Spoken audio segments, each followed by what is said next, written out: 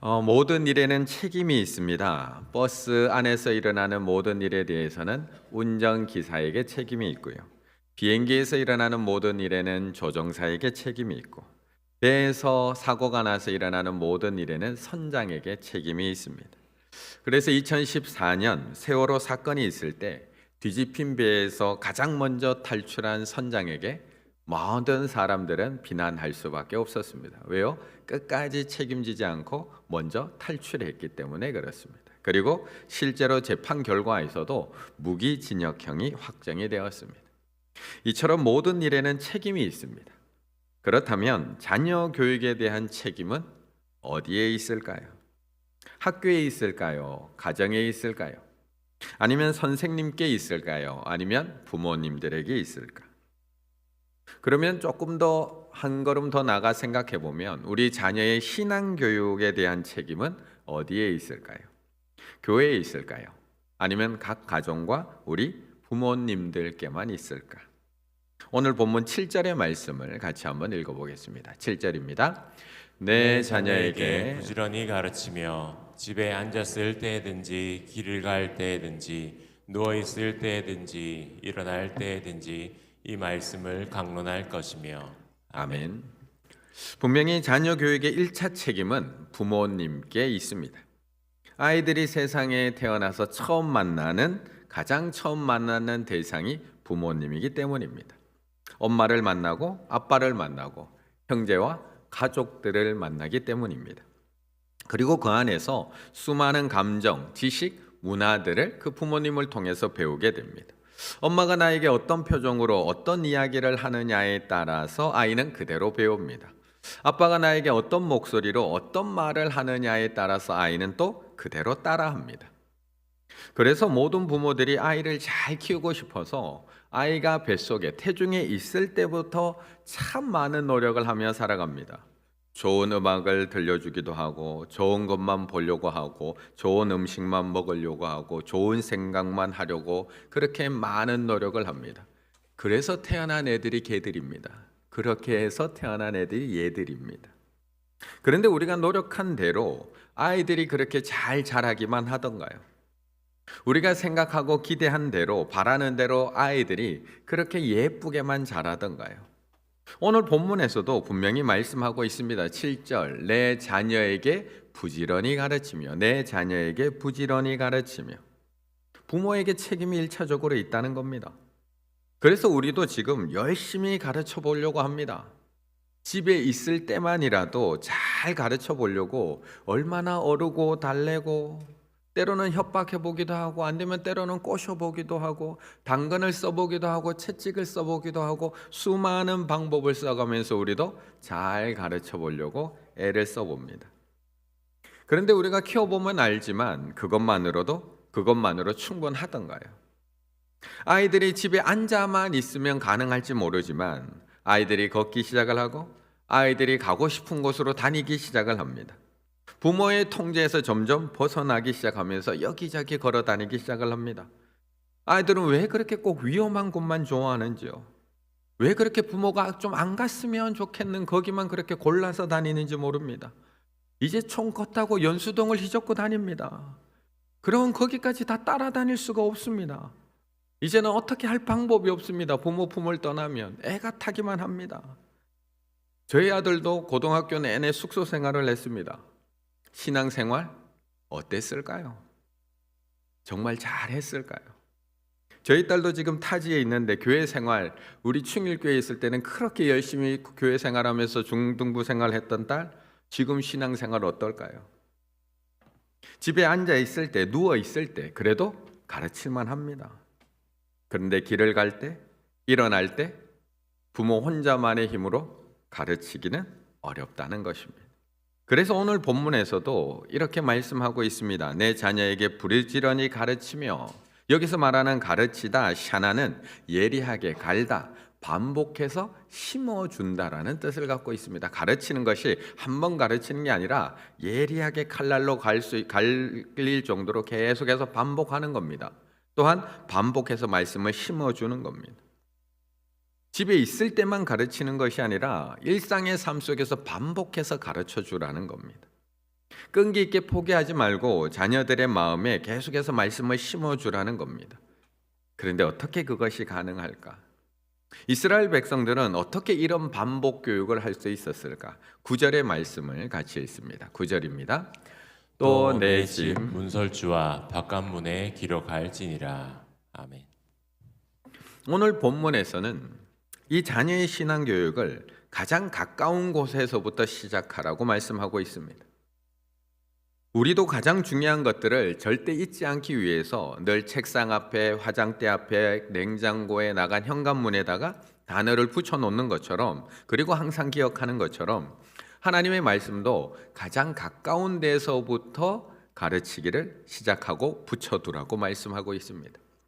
8절 말씀을 보면 너는 또 그것을 내 손목에 메어 기호를 삼고 내 미간에 붙여 표를 삼고, 가장 가까이에 있는 손목과 미간에다가 하나님의 말씀을 붙이라는 겁니다. 제가 예전에도 한번 보여드렸던 그 말씀드렸던 이 테필린 상자라는 말씀 상자를 요 미간에다가 그리고 손목에다가 저렇게 붙이라는 겁니다. 그래서 가장 가까이 있는 데부터 말씀을 보면서 살아가도록 만들라는 겁니다. 그런데 여기서 끝이 아닙니다. 여기서 끝이 아니라 이어지는 9절에서는 또 내 집 문설주와 바깥문에다가 기록하라고 말씀을 합니다. 아예 가장 가까이 있는 손목과 미간에서 붙이는 것으로 끝나는 것이 아니라 아이들이 출입하기 시작을 하면, 밖으로 나갔다 들어왔다가 출입하기 시작을 하면 그 출입하는 현관문에다가도 이 말씀을 붙여놓으라는 겁니다. 아이들이 나갈 때도 들어올 때도 문설주에 붙어 있는 그 말씀을 보고 만지면서 하나님의 말씀을 기억할 수 있도록 현관문에다가도 붙이라는 겁니다. 이때 문설주에다 붙이는 것을 매주자라고 이야기합니다. 매주자. 아까 손목에다 매는 것을 테필린이라고 했다면 그 문설주에다가 붙여놓는 말씀통을 매주자라고 하는데, 요 안에도 말씀이 들어 있습니다. 그래서 이 매주자를 문설주 오른쪽에다가 성인의 어깨 높이, 문의 3분의 2 지점에 붙여 놓습니다. 그리고 들어올 때나 나갈 때 이 매주자를 만지거나 또 여기다가 입술로 뽀뽀를 하기도 합니다. 입을 맞추면서 말씀을 또 기억하고 또 기억하며 살라고 말씀하고 있습니다. 그런데 여기서 끝이 아닙니다. 아까 9절의 말씀에 내 집 문설주와 또 어디에다가 붙이라고요? 바깥문에 기록할지니라. 그럼 바깥문은 어디인가요? 바깥문. 가정의 차원, 개인적 차원을 넘어가는 것을 말씀하고 있습니다. 성의 문, 성의 입구를 말씀하고 있습니다. 당시에는 이 성문에서 사람들이 모여서 공적인 문제를 다루거나 재판이 열리기도 한 것이 바로 이 성문입니다.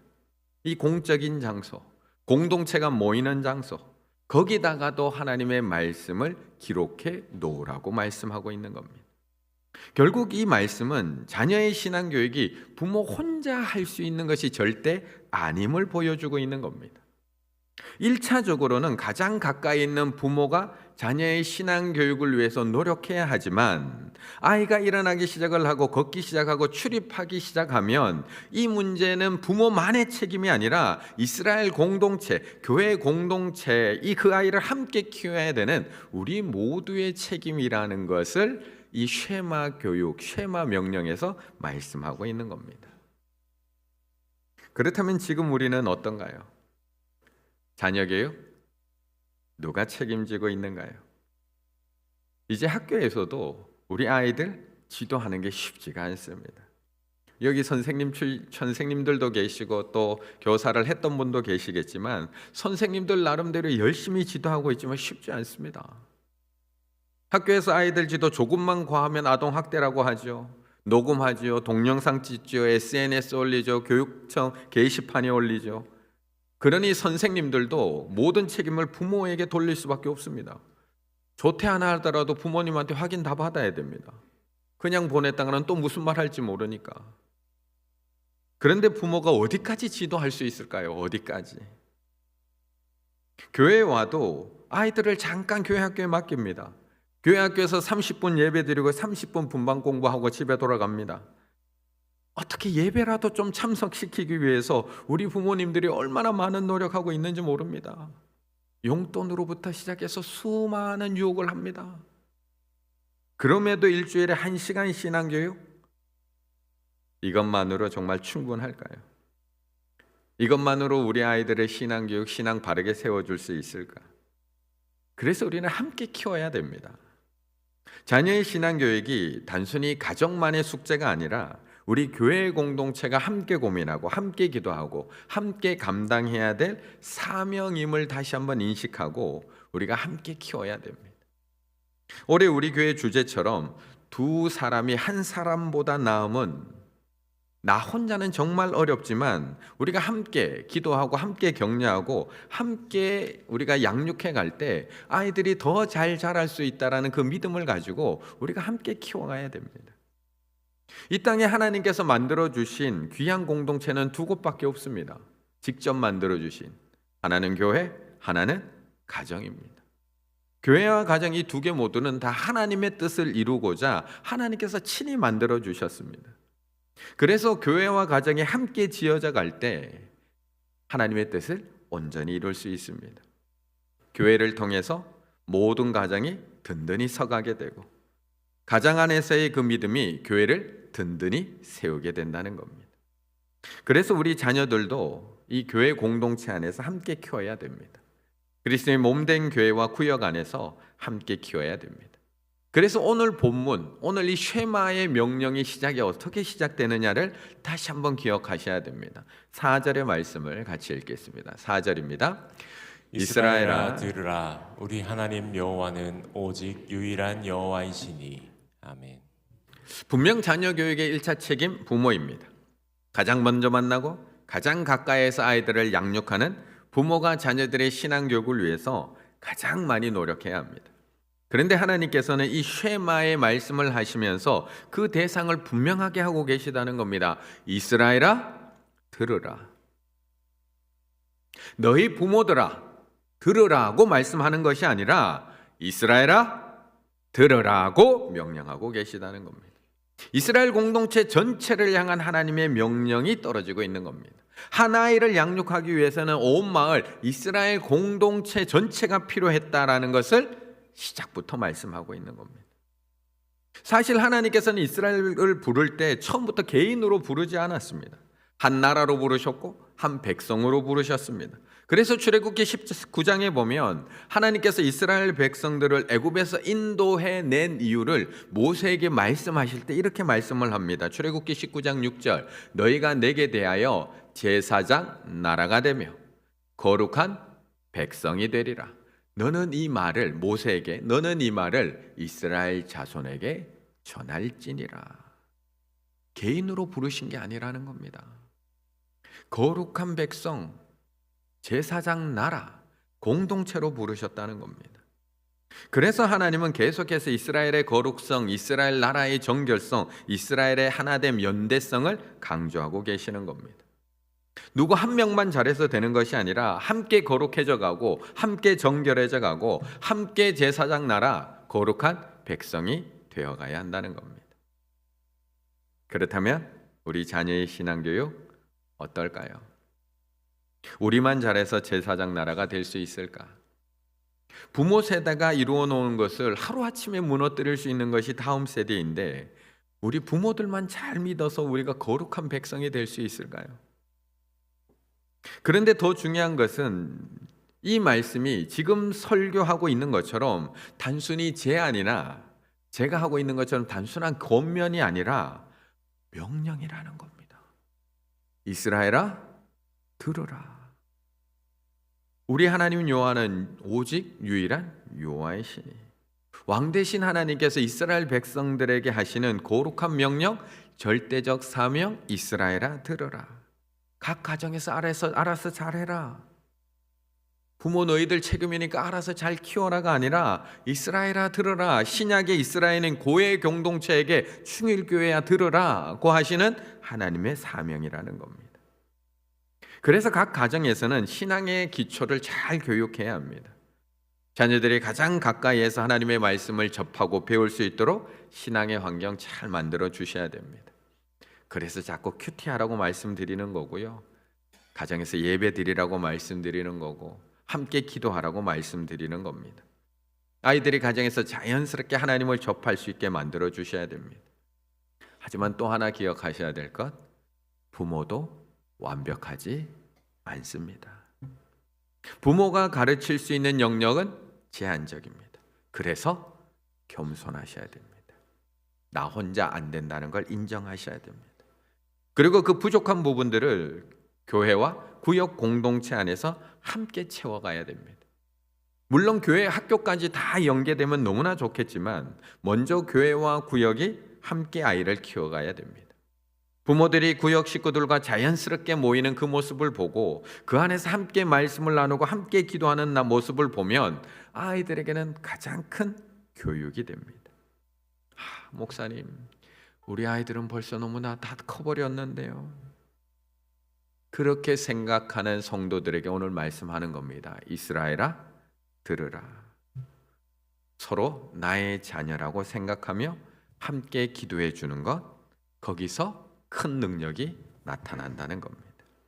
함께 같은 고민을 가지고 있는 부모끼리 고민을 나누고 문제를 나누고 아픔을 나누고 함께 기도할 수 있는 곳, 먼저 자녀를 양육해 본 믿음의 선배들이 사랑으로 조언해 줄 수 있는 곳, 구역 말고 어디가 있는가요? 구역 말고 커피숍에서 또래 어머니들 만나서 푸념만 놓고 돌아오는 것과 구역 공동체 안에서 자녀를 키우는 데 있는 어려움을 같이 나누고 같이 기도하는 것, 먼저 자녀를 키워본 믿음의 선배들이 이렇게 저렇게 믿음으로 조언해 주는 곳, 함께 웃으며 함께 울면서 기도해 줄 수 있는 구역, 어디서 이것을 만날 수가 있는가요?